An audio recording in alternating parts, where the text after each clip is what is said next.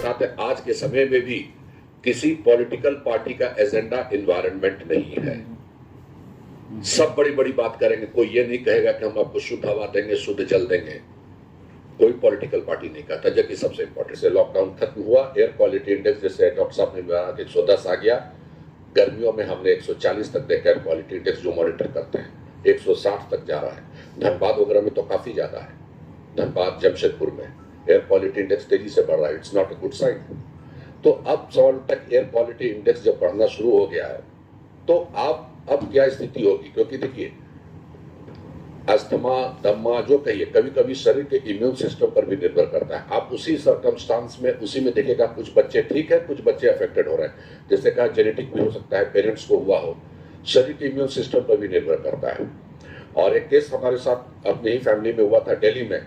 तो जो हमारे रिलेशन थे वो अचानक रात को उठे, देखे कि उनकी वाइफ बिस्तर पे नहीं है। वो सोचे कि शायद वॉशरूम वगैरह गई होगी, लेकिन थोड़ी देर के बाद क्या देखे कि वो खिड़की के बाहर मुंह निकाल के सांस ले रही है। सांस लेने में दिक्कत हो रहा है। तो आपको चीज बताता हूँ, ऑक्सीजन हमारे एटमॉस्फेयर में कितना है? 17 to 19%। सबसे ज्यादा नाइट्रोजन है। ऑक्सीजन लेवल फ्लक्चुएट कर रहा है एटमॉस्फेयर में। इसकी मॉनिटरिंग नहीं हो रही है। हम लोग सब चीज की मॉनिटरिंग कर रही है।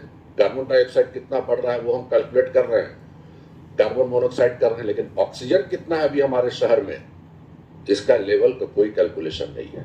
ये बहुत खतरनाक है। इसकी जानकारी होनी चाहिए कि ऑक्सीजन लेवल हमारे शहर में एवरेज परसेंटेज कितना जा रहा है, क्योंकि वो हमारा सबसे इंपॉर्टेंट फैक्टर होता है लंग्स में, सांस लेने में दिक्कत में। क्योंकि जहां भी दम घुटता है, कंजेशन होता है, ऑक्सीजन की ही कमी होती है बॉडी में। और ऑक्सीजन की जहां कमी होती है, जो बेहोशी की हालत होना, नशे में रहना, झुकना, चलने में थकान होना, बहुत चीज होने लगता है, काफी कॉम्प्लिकेशंस। वो मैं नहीं जानता हूँ डिटेल, लेकिन जो एवरेज होता है डॉक्टर साहब लोग बताएंगे।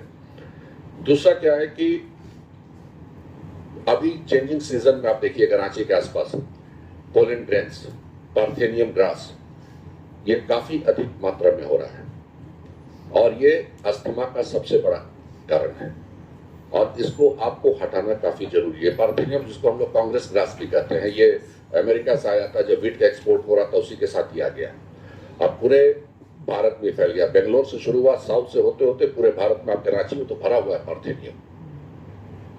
तो ये तेजी से बढ़ रहा है। अगर हम देखेंगे तो आपके प्रेस क्लब के सामने भी भरा हुआ मिलेगा, आपके तालाब के पास। आप यहाँ से ले रहे हैं। बहुत सारे फैक्टर्स हैं जो हमारे शहर को बर्बाद करने पर तुला हुआ है। ये सारे सर्कमस्टांस बढ़ रहे हैं धीरे धीरे। पोल्यूशन तो खैर बढ़ ही रहा है। और जो मेरा अपना एक्सपीरियंस, जो हमने काम किया था माइनिंग एरियाज में, impact of mining on the livelihood and the health impact, जो जितने कोल फील्ड्स एरिया है झारखंड में, तो हमने देखा था कि इंसोफिलिया का होना, लंग्स अफेक्टेड होना, ये बहुत ज्यादा केसेस आ रहे थे बच्चों में, लेडीज में। जहां ग्रेनाइट क्रशर्स चल रहे थे वहां पर क्या होता है कि नियम होता है, जो ठेकेदार को गुड़ देना होता है, जो लेबर्स वहां काम करते हैं वो नहीं दे रहे थे। और वहां क्रशर्स में क्या होता है, ज्यादातर लेडीज और बच्चे काम करते हैं। बच्चे कैसे काम करते हैं? लेडीज आती है, बच्चे को कहाँ छोड़ेगी? अपने साथ बेतरा पे बांध के ले आती है उस माइनिंग में जहाँ क्रशर्स चलते हैं, और वहां बच्चों को छोड़ देती है खेलने के लिए उसी डस्ट में। सिलिकोसिस, जो सिलिका होता है ग्रेनाइट से, वो हमारे लंग्स में आ रहा है। जितने भी पाकुड़, साहेबगंज, जामताड़ा, इधर से आपका रांची के पास खूंटी, और हमने देखा कि जो आपके टाटी सिल्वे में तुपुदाना में एक टीबी सैनिटोरियम है रामकृष्ण मिशन का, जिसको 1951-52 में डॉक्टर राजेंद्र प्रसाद ने उद्घाटन किया था। सबसे पुराना टीबी हॉस्पिटल है यहाँ। वहां पर ज्यादातर पेशेंट्स जो है पूरा परिवार भर्ती है फ्रॉम ट्यूबरकुलोसिस। कहां से आ रहे हैं? सारे आ रहे हैं जहाँ क्रशर्स चलते हैं, वहां से एडमिट हो रहे हैं। जब हमने वहां जाके देखा, और मैं एक को हुआ घर में, 2, 3, 4 सब आके एडमिट हो जा रहे हैं, और वहां उनका इलाज चल रहा है, ट्रीटमेंट चल रहा है, लंबा चलता है, डेथ भी हो रहा है। तो वो स्थिति हमारी हमने देखा है। जो माइनिंग एरियाज वगैरह में हमारा जो क्रशर्स वगैरह चलता है, ये ज्यादा अफेक्ट कर रहा है लोगों में, काफी तेजी से हो रहा है। क्योंकि माइनिंग चाहिए, स्टोन चाहिए फॉर डेवलपमेंट। हम पहाड़ तोड़ेंगे और इसमें सिलिका क्वार्ट्ज जो होता है रॉक्स में, जियोलॉजिस्ट हम जानते हैं, वो फाइन डस्ट के रूप में आ रहा और आपके लंग्स में बैठ रहा है। और आपको आप कहा थे 8-9 साल पहले बॉम्बे के कैंसर रिसर्च हॉस्पिटल से आपको फोन आया एक लेडी डॉक्टर का कि 2 पेशेंट लड़कियां आई हुई हैं जिनका लंग्स पूरी तरह डैमेज हो चुका है, और जो कोई छोड़ के इन लोग को भाग गया है। और इनका लंग्स पूरा डैमेज है और basically it sign of asbestosis. Asbestos mining का ये साइन है, जहां ये लड़कियां काम करती थी वहां एस्बेस्टोस माइनिंग है। और ये ठेकेदार ने एड्रेस धनबाद का लिखा दिया है। क्या धनबाद में एस्बेस्टोस माइनिंग है? हमने कहा बिल्कुल नहीं, वहां तो कोल माइंस है। ये दोनों लड़कियां कहीं और से आई हैं, ठेकेदार ने वो झूठ बोलने के चक्कर में कि पकड़े जाएंगे वो गलत दे दिया। तो बोला कि अगर आप जल्दी पता कर सकते हैं तो पता कीजिए, तो हम लोग पेरेंट्स को इन्फॉर्म करें। तो हम कहाँ पता करते हैं? एस्बेस्टोस माइनिंग सिंड्रोम में है, वहां भी अपने लोगों को हमने ट्रेस करने के लिए कहा कि कोई किसी की 2 लड़कियां गायब है क्या, लेकिन आफ्टर 3 डेज 2 लड़कियां मर गई, कोई उनका डेड बॉडी भी लेने नहीं आया। तो ये जो है ना ऑक्यूपेशनल हेल्थ हैजार्ड, जो आप काम कर रहे हैं, किस एरिया में काम कर रहे हैं, आप जो घरों में रह रहे हैं, किस घर में रह रहे हैं, किस कमरे में है, सीलन वाला कमरा है, आप प्रॉपर वेंटिलेशंस नहीं है, क्रॉस वेंटिलेशंस नहीं है, तो जो भी डस्ट पार्टिकल्स वगैरह जो भी बैठ रहे हैं, आप अगर पुराने किताबों को झाड़ते हैं अलमीरा से, आपको लगातार छींकना शुरू होता है, कंजेशंस होना शुरू करता है। ये सारा सिम्टम्स आ रहा है जिसको कि हम लोग को समझना चाहिए। दूसरा क्या है कि जैसे मैं मुंबई केस का बताया, लॉकडाउन का बताया, डस्ट इम्पैक्ट भी है, टीबी सैनिटोरियम जो है। रांची शहर में एक चीज हमने देखा है, ये बड़ा, रांची ने, झारखंड में लोग खुले में सॉलिड वेस्ट को जला रहे हैं। ये बहुत बड़ा खतरा हो रहा है। डायोक्सिन गैस वगैरह जो रिलीज होते हैं ना, ये आपको पहले सांस लेने में दिक्कत करेगा, आंख में जलन, सांस लेने में दिक्कत, खांसी, ये कर रहा है, क्योंकि इसमें प्लास्टिक्स हैं, प्लास्टिक्स भी रिसाइकिल प्लास्टिक्स भी है, कलरफुल प्लास्टिक्स हैं, बहुत सारे आपके कचरे हैं, बैटरीज हैं, आपके घर के छोड़े इलेक्ट्रॉनिक के तार वगैरह सबको आप जला रहे हैं ओपन में, चाहे झीरी गांव हो, चाहे हिनू का घुसर नदी हो, चाहे किसी भी एरिया में। वहां के लोगों ने बार बार रिपोर्ट किया था कि हम लोग को सांस लेने में दिक्कत होती है जब धुआं होता है। ये कहां से आ रहा है? ये धीरे धीरे कल्बिनेट करने लगेगा आपका धीरे आपका। तो हमने क्या देखा कि वहां पर लॉन्जिविटी जो थी वो बहुत ज्यादा नहीं थी। बामुश्किल 1 या 8 या 9 लोगों को हमने देखा जो कि 65 एज को पार किए हैं। डेथ कैसे हो गया नहीं मालूम, क्योंकि हमेशा माइनिंग एरियाज में काम कर रहे हैं, कोल्ड डस्ट उड़ रहा है, उसी में बच्चे खेल रहे हैं, दौड़ रहे हैं, इनहेल कर रहे हैं लंग्स में, तो उनको नहीं ब्रीदिंग होगा, उनका लंग्स नहीं अफेक्टेड होगा तो किसका होगा? और पता नहीं, डॉक्टर नोस बेटर, डॉक्टर निश्चित एक चीज पूछेंगे, लंग्स और हार्ट में बहुत दोस्ती होती है, तो लंग्स अफेक्टेड तो हार्ट अफेक्टेड। इस दोनों बड़ा लोग सोचता है कि लंग्स हार्ट अलग अलग है, लेकिन नहीं, दोस्ती बहुत है अच्छी इस मामले में। अगर लंग्स अफेक्टेड होगा तो कहीं ना कहीं हार्ट भी अफेक्टेड शुरू हो जाएगा। और रांची का रॉक्स भी रेडियो एक्टिव है, ग्रेनाइट रॉक्स है, तो माइल्ड होगा ही रेडिएशन, ग्रेनाइट में आता है। आप वहां से ग्राउंड वाटर पी रहे हैं, जो अब ये बोतल वगैरह में आप पानी पीते हैं ना, तो रेडॉन का एक नियम होता है कि हम लोग जब नल से पानी भरते हैं ग्राउंड वाटर बोरिंग का, तो एक चीज हम सबको सजेशंस करते हैं कि वो पानी को कुछ देर के लिए आप छोड़ दीजिए एयर में, वो स्केप कर जाएगा गैस। तो हम लोग क्या करते हैं कि डायरेक्ट नल का पानी पी रहे हैं, सब पी रहे हैं, वो कहीं ना कहीं आपके बॉडी को, लंग्स को अफेक्ट करता है, डिके करता है, रेडियो एक्टिव। रेडॉन का है, अमेरिका में इसकी जांच होती है, हर महीने मॉनिटरिंग होती है रेडॉन गैस का, आपके कमरे में क्या स्थिति है। आपको पता नहीं याद है कि 10-12 साल पहले रांची के कई घरों में मिस्टीरियस ब्लास्ट हुए थे, लेकिन सिलेंडर जो था आपका गैस का वो इंटैक्ट था, कोई डैमेज नहीं था। अब किचन से ब्लास्ट होना शुरू हुआ था और कई लोगों के घर में कोकर से लेके, रातू से लेके आपका ये कई सीरीज में ब्लास्ट हुए थे 2-3 साल तक। और काफी हमने भी जाके सर्वे किया तो सबको शक था कि गैस का सिलेंडर फटा होगा, लेकिन गैस का सिलेंडर कुछ नहीं था। बर्तन स्क्वीज हो गया था, इतना हाई टेम्परेचर से वो गैस रिलीज हुआ था, अब कहां से हुआ नहीं पता। बहुत सारी थ्योरीज हो कि रेडॉन गैस वगैरह भी जो है ना, आपके जमीन के नीचे से आपके जो क्रैक्स डेवलप करते हैं ना मकान के अंदर में, जमीन में, वहां से वो स्केप करके अंदर आता है और किसी खास कॉर्नर में जाकर जो एक्यूमुलेट करना शुरू करता है।